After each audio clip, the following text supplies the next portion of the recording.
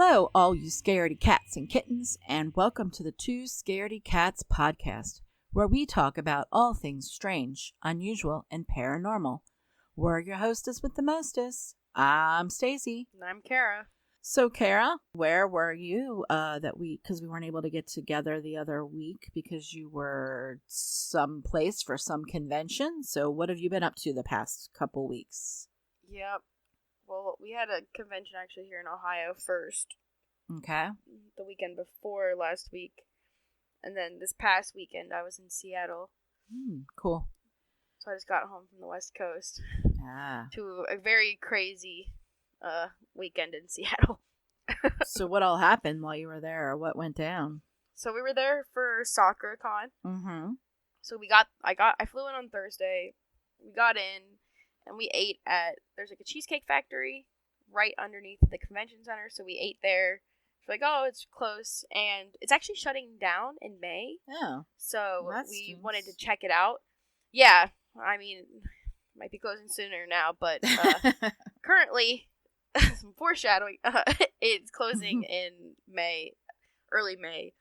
Because it's been like a tradition. A lot of people, you hit up the con and then you go check out the cheesecake factory. Nice little treat. So we went there, and then we went to go check out the registration line, but we waited in a little bit, and we were like, okay, this is too long. I had 2 photo shoots on Thursday, so we had to leave the line so we could go make sure I do the photo shoots. We're like, well, we'll just come back later.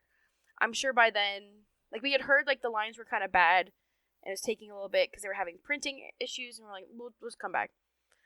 So we do the photo shoots, and we come back it was around 6:30. We had heard, like, the line sucks.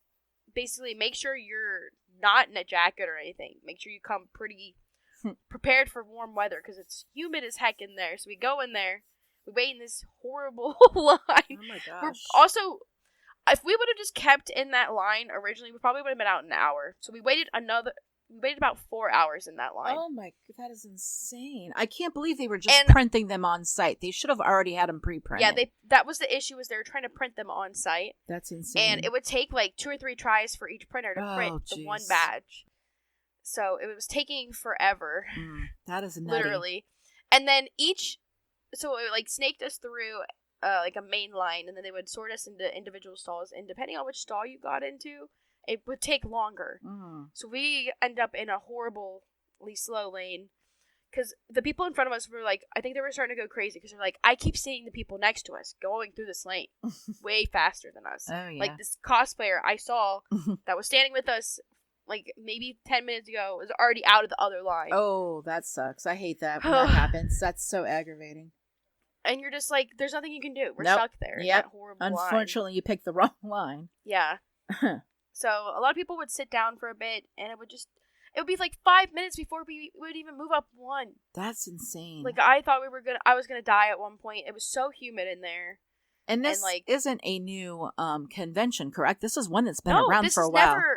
It's never been this bad. This was like the worst, like in history, their badges have ever been. Wow.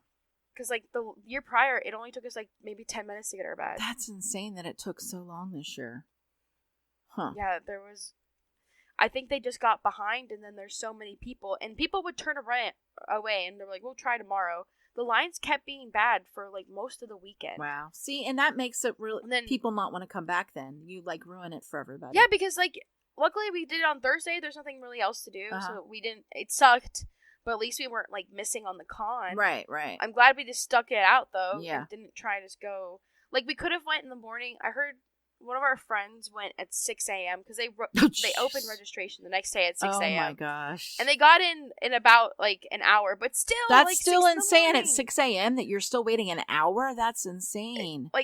Which was better than the 4 hours, but that still sucks. That is, that's nuts. So we thought about getting up early, but I'm like, I just want to sleep. Yep. I had also been awake for 24 hours because I flew in Thursday. Oh, goodness. So so I'm also on East Coast time, flying the West Coast. Yeah.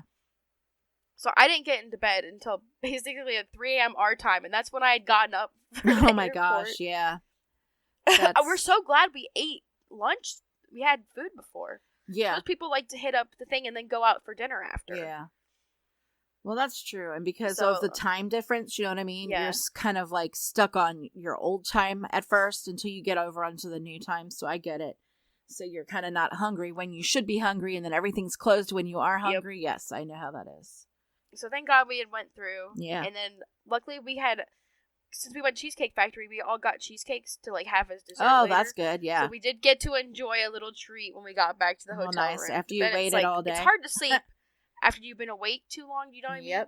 Yep. It takes you a little bit because you're like, oh, I just want to sleep so bad, but I can't because my body's like, thinks it still needs to be awake. That's true. But I did sleep, and then we started. Friday was pretty chill. It was beautiful weather too. No. But Saturday is when the incident trademark happened. You might have heard about this, or probably not if you're not in like the convention scene. But so me and Belinda, my roommate, we went to do our photo shoot at like around 9. Our shoot was at 9 a.m. and we were like we were near the convention center area a little bit, and as we were walking back, we saw like 4 or 5 fire trucks like come by. We're like, oh, that's weird. We saw smoke in the air, and you could actually smell it too in the air, like the burning. Yeah. So we're like, what the heck is going on? And then we come to find out the Cheesecake Factory was actually on fire. Oh my gosh, the one you just eaten from at a grease last fire night? In the kitchen. Oh my goodness. Because we just ate there on the Tuesday or Thursday. Oh my goodness, that's terrible. So I'm glad we ate there, and I actually had some clients tell me that they had like reservations there that night. Oh man, and they were like, that stinks. Yeah, not anymore. You don't. No, so it was crazy. The artist alley for SoccerCon was connected to the ventilation system of the Cheesecake Factory, so they had to close the artist alley. Aw, that's the smoke was sad. getting inside for all the artist vendors. Aw, so they weren't able to make any money. It was supposed to open at 10 a.m. Aw, man.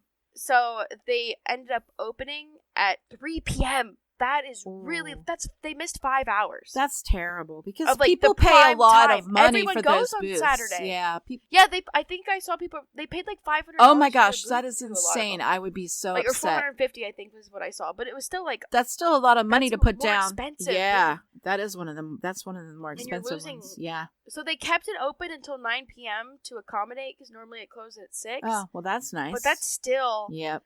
It was nice that they did that, and it's not like it's the con's fault that the Cheesecake Factory decided to burn caught itself on fire, down. but yeah. it just sucks. And I guess there was also a parking garage in there, and there was a car fire. Oh my god! That happened at the same time. Holy so there were 2 like fire alerts apparently. Oh my gosh, that's nuts. Because I actually walked past the parking garage, and it was just like water was just pouring out of it because they were like pumping water into it. I hope nobody left their car windows open in that garage because their car would be like totally wet and ruined. Oh my god. Oof. I don't know. It was just a cursed year. And then, so as if that's not horrible, there was also like there was a hotel connected to this building as well. Mm-hmm. So they had to close the elevators of the hotel. Oh my gosh. So I had some clients who were stuck on like the 25th floor of this like Hilton oh my because of the fire. Oh man. That's just and then so you think they finally were able to open everything at 3 p.m. like I said. Mm-hmm. And it sucked because the artists were just stuck. They had no clue when anything was going to open. Aww. They were just like crammed in this little space, like right outside the doors. And all their stuff too, because you don't, like if you crochet something or make something fabric, yes. Yeah, there were crocheted stuff too. You don't want to, you don't want it to smell like smoke. Yeah, oh my so gosh. Pumped the like. They could have lost a lot of products. Oh my gosh. Yeah, it was just a horrible situation all around. So then later that night, around midnight, because I woke up on Sunday and I found out all this info. From other people's stories, there was a gas leak in the same area. They blocked off that freaking thing again because holy moly, whatever the hotel is that was in that area was under a natural gas leak. So oh my gosh, do you think it was from the fire that happened at the Cheesecake Factory? But like, isn't that weird? That's crazy. That's a lot of crazy things to happen in one day. Yes. Like, I mean, that was like midnight, but it was still like technically part of it because people were leaving the rave and they noticed they were blocking off that street again and they were talking to the firefighters. And they're like, what's going on? That is crazy. Man. And like a gas leak, an explosion could happen. So there could have been even a horrible situation. Yeah, right? Oh my gosh, yes. Oh. Man. So it was a very crazy day in Seattle, or especially with the convention going on. Sounds like it. Yeah. That was Sounds my like adventure. Luckily, I also got food poisoning, so I was also dealing with that during the convention. Yep. Unlike the Saturday, so. You were going through it. I was like, I just want to, like, chill. There was no chill. I slept in so long tonight, because yesterday I couldn't, because we had an apartment inspection. Like, I don't know, it's just been a crazy few days. I'm just trying to catch up and get back on track with what other stuff I have to focus on. But we're going to talk about, well, did you have anything crazy going on with you? No, not really. It's been kind of quiet here. We just had I take that back. So we had the family over for Easter. We had Grandma and Grandpa came, and Aunt Lindsay came, and Uncle Jason, and just shout out to our Aunt Kara's Aunt Lindsay and my sister-in-law for listening to the podcast. We appreciate you. But anyway, and the kids came, and Jake and Pass were there. But anyway, so we were talking to Grandma and Grandpa, and Grandma was telling me about a friend of hers that thinks her house is haunted by, I think she said it was like, she thinks it's her ex-husband. And she was telling me that like all these strange things would happen in the house, like things would move around. She said that lights would flicker on and off, TVs would come on and all that. And she's planning on having a seance. And I'm like, what? I'm like, that sounds so cool. I want to come to the seance. So Grandma was going to keep me up to date on what goes on with that. You're going to a seance with Grandma?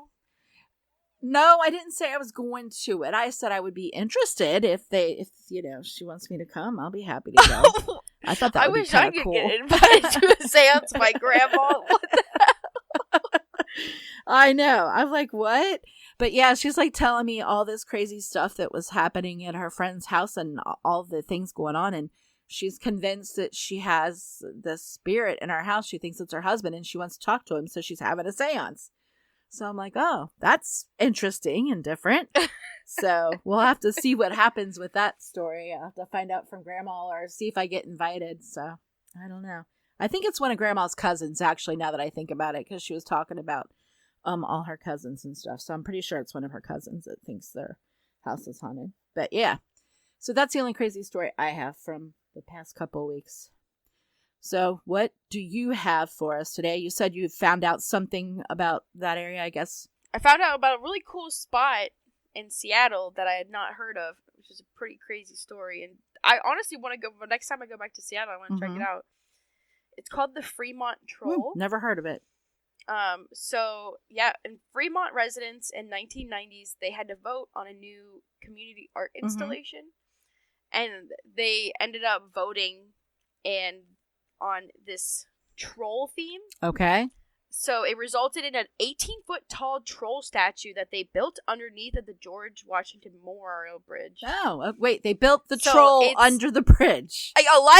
Yes, a giant troll under the bridge. Oh, that is awesome. I want to go see this. This sounds cool. It looks so cool. Huh. I know. I want to go check it out, too. Yeah. So the troll is grabbing a Volkswagen Beetle also, which is kind of interesting. Wait a minute. So there's like a real like car that he's like holding onto in this thing, or is it like It's like a replica of it, right? Like concrete. Oh, okay. But it's like But it's like casted like a Okay, I thought you meant like he legit was holding like a real. That would be really cool if they did. No, like, that'd be cool. Yeah, put a real. Okay, but anyway, sorry. So anyway, it's holding a Volkswagen. Okay. Yeah, and then rumor has it that prior to its installation, there had been sightings of a real troll roaming the neighborhood, which is why that is ended crazy. up being. I mean, you know how those are. I know. Could have been like a he said, she said. But I'm just kind of curious. I'm like, that's an odd creature to choose, right? That's what I'm thinking. Why would you choose a troll out of everything there is? Like, why not a duck? Right? We're in Seattle, right? Ducks, because it's always raining. Yeah. Or Bigfoot. Yeah, Bigfoot's another good one. Yeah, Bigfoot's very popular out there. Yeah. In Seattle, or like in in Washington, the Washington State. Yeah, Washington area. Yeah. Huh. And so you'll have to see photos of him. He looks really cool. Yeah, I do have to check this out. But so every Halloween, they throw what they call the Trolloween, oh, jeez. where they throw a birthday celebration for the statue. Aww. and they have like live music and a costume contest. Okay, by this them, sounds so cool. march. We're gonna have to go there. That's what I was like. I was like, wait, that sounds. I neat. actually want to go check this out. Yeah, he looks really cool. He's huge. Huh. He kind of looks like a giant, like, I don't even know. You'll have to look up the photos of him, but he looks really cool. That sounds neat. It was funny because the whole freaking purpose of him was to try and that are like homeless people because they would all hide under there. Oh, jeez. And then they still go and hang out with them Oh, now. That's funny. Oh my! Taking selfies with the troll. I know, it's messed up. That is pretty. But I think it was supposed to be like the theming was of like the troll under the bridge like, from the story. Hiding. Yes. Yeah. Yeah, like a Scandinavian kind of folklore thing. I hear you. Yeah, that sounds cool. It was supposed to be symbolic of them like kind of taking.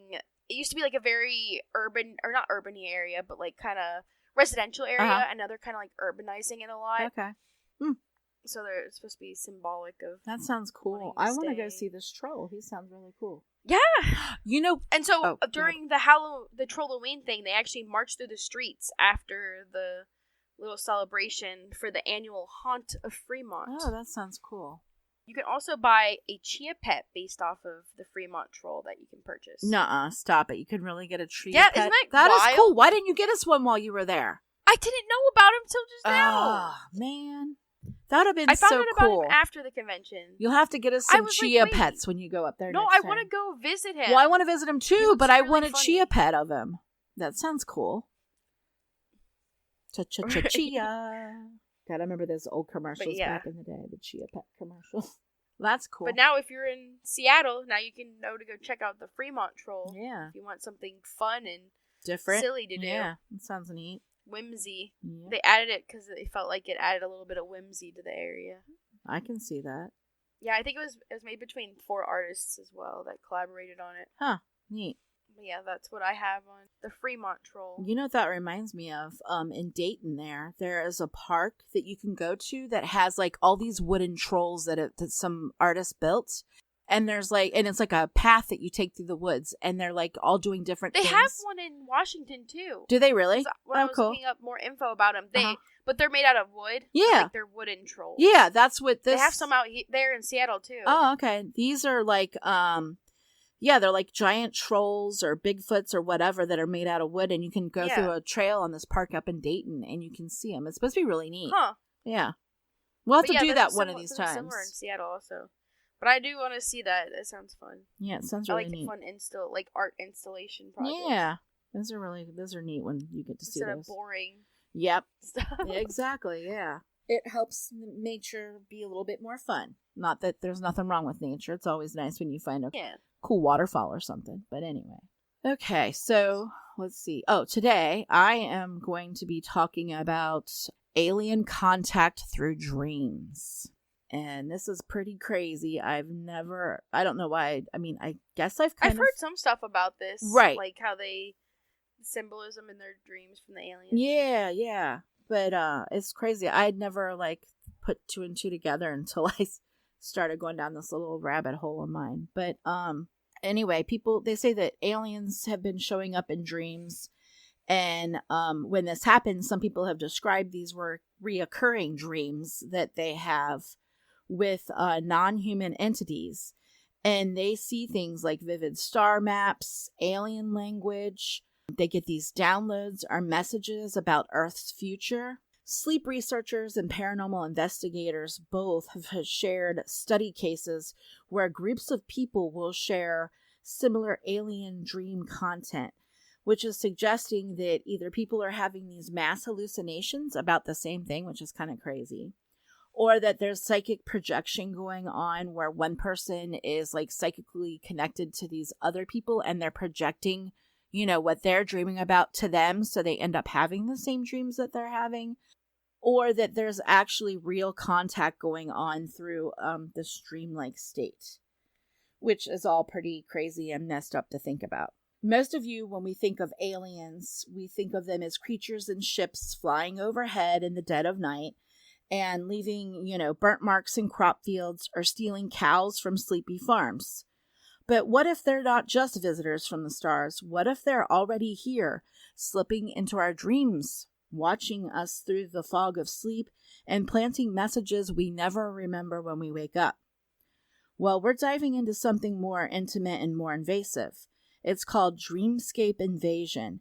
And this is when you get alien contact, but it's not through like UFOs that, come to your neighborhood and, abduct you or whatever, or abductions that happen, but it happens through our unconscious minds while we're sleeping.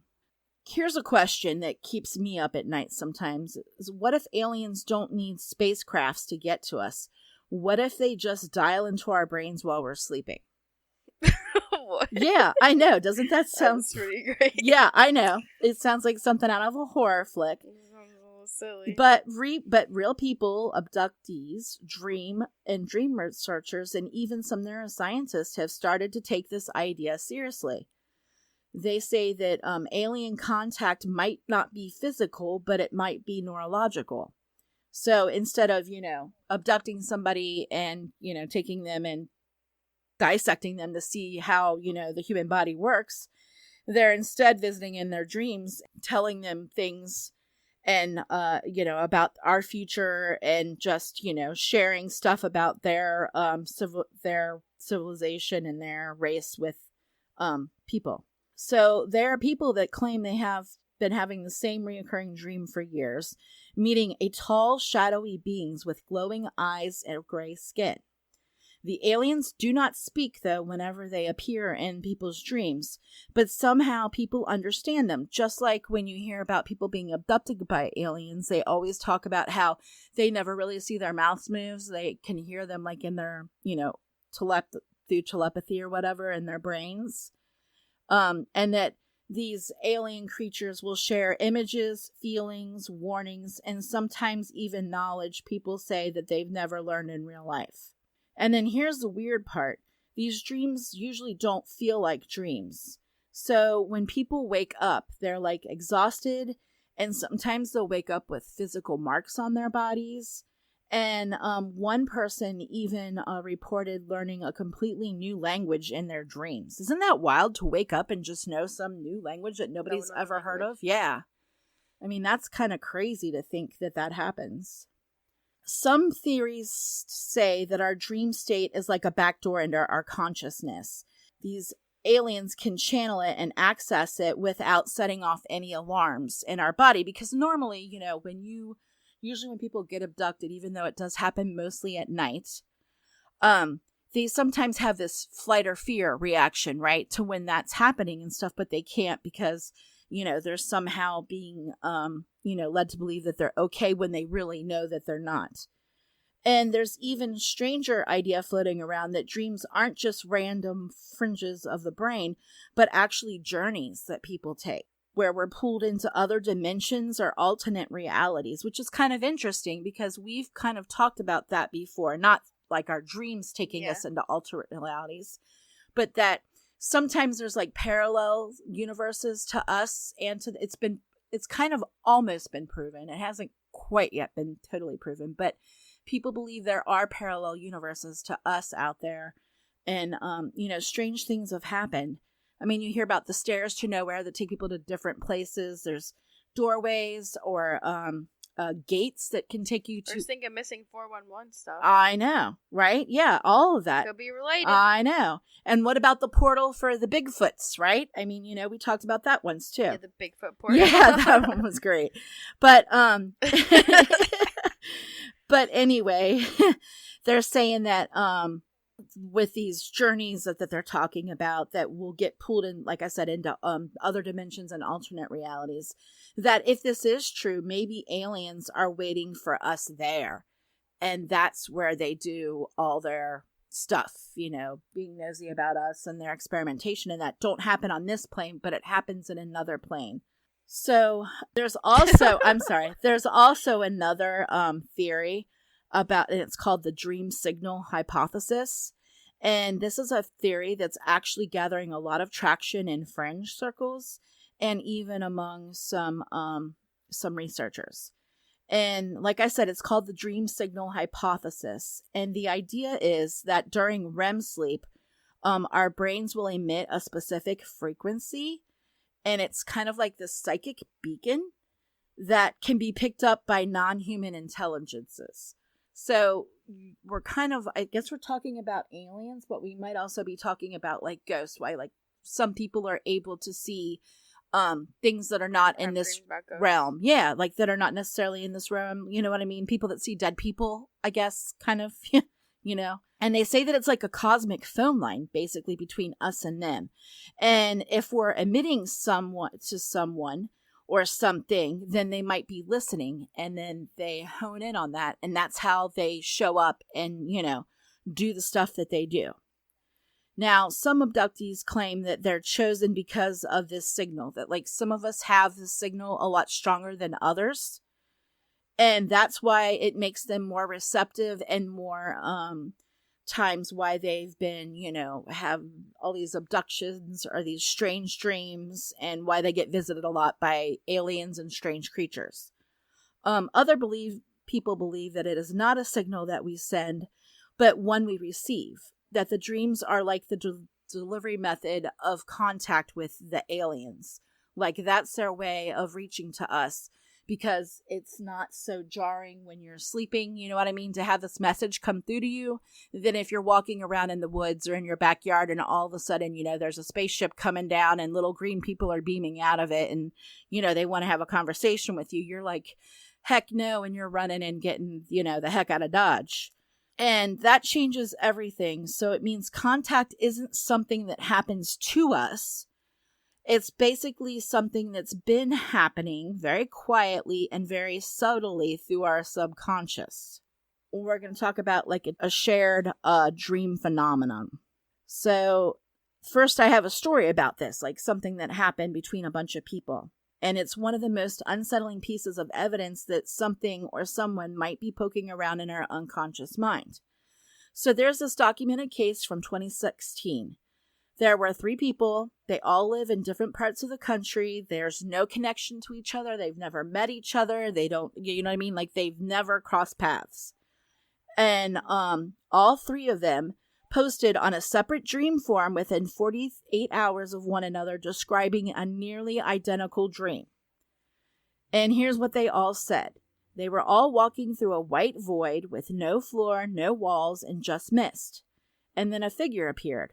A man, maybe 7 feet tall, silver eyes like liquid metal, and a jagged scar running from his temple to his jaw.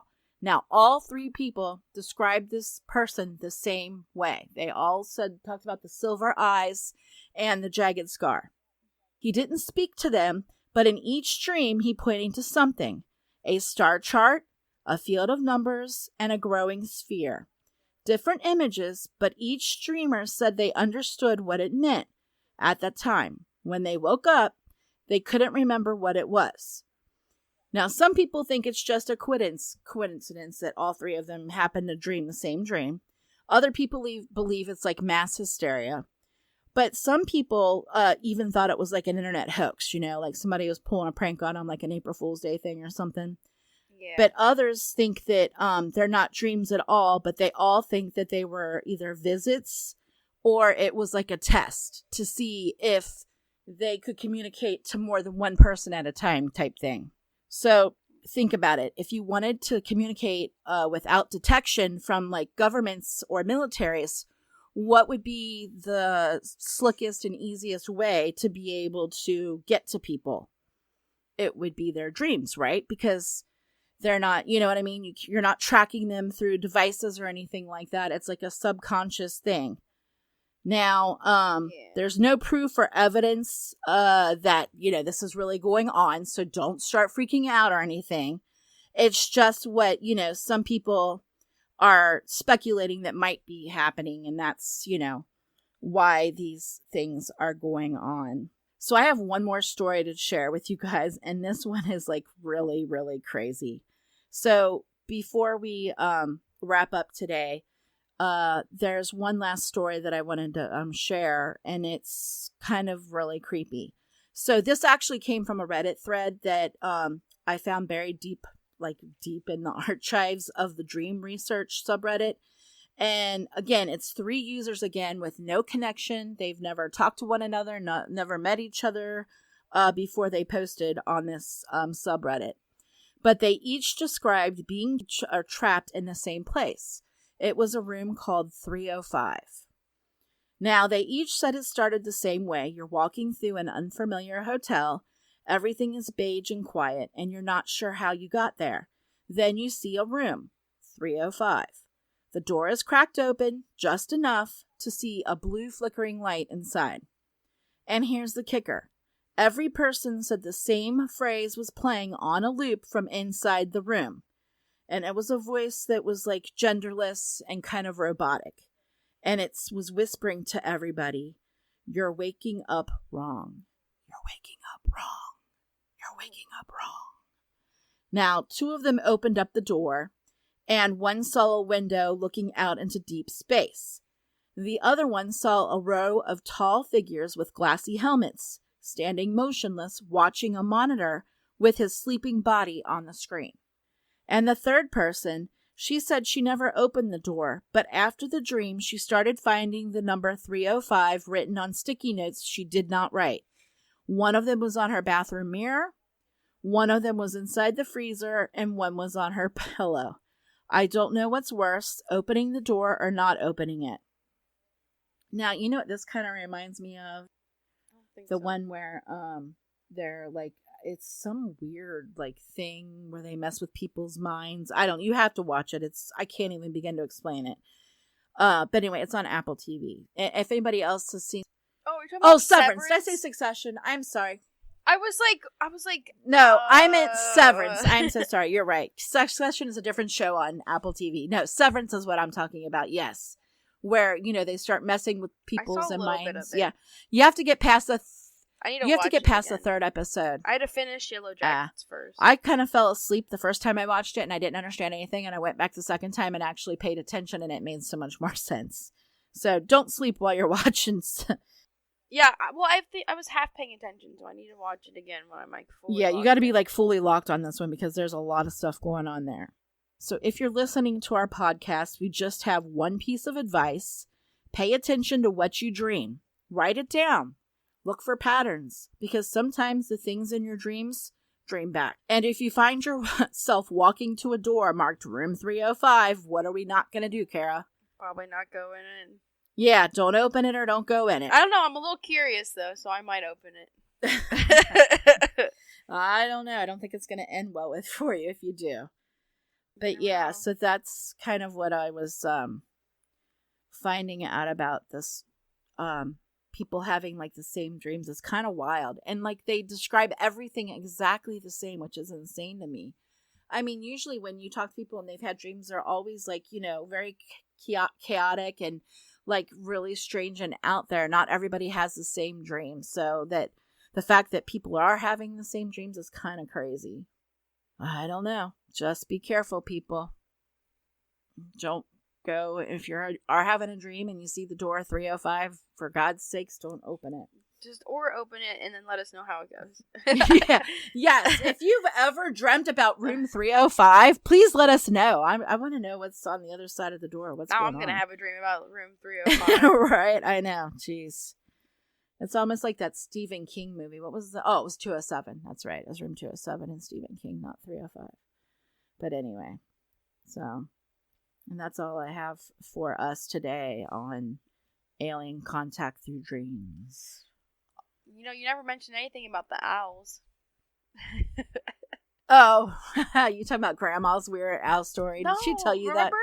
that? No, what? There's like, normally they say if you dream about owls, it's because an alien visited you, because like the owl's eyes look like an alien. Oh, because they're big? Oh, I did not know that. I've never heard that. Really? That's interesting. Huh. Yeah, that's something Interesting. It was in that movie. God, what was that movie? Close Encounters of the Fourth Kind? Is that what it was? The third kind or fourth kind? The fourth kind. You remember that movie, The Fourth Kind?